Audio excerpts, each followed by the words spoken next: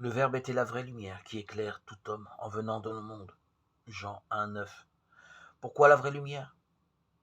Parce qu'il en a des fausses. La lumière est faite pour illuminer, pour rendre visible, pour donner la vie. Dieu est lumière, dit saint Jean. En lui, il n'y a pas de ténèbres. 1 Jean 1,5.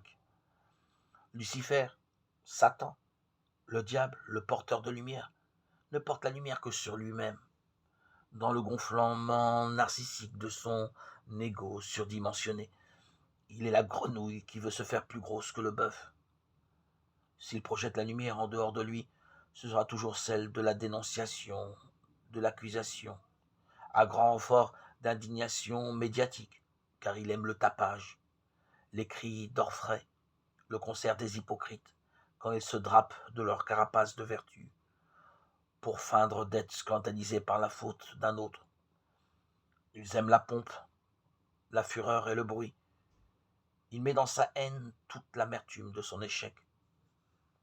Il a l'art d'en les dire tout ce qu'il illumine. L'Apocalypse le désigne comme l'accusateur de nos frères. Apocalypse 12,10. Précipité dans l'abîme. Ainsi, certaines lumières accusent-elles la laideur quand d'autres révèlent la beauté.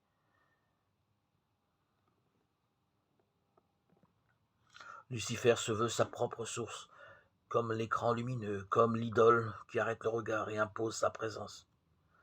L'icône de lui-même qui impose son regard à lui-même mais toujours centré sur lui-même et qui ne laisse la transparence à Dieu. La lumière du Christ seule peut la traverser et la dépasser.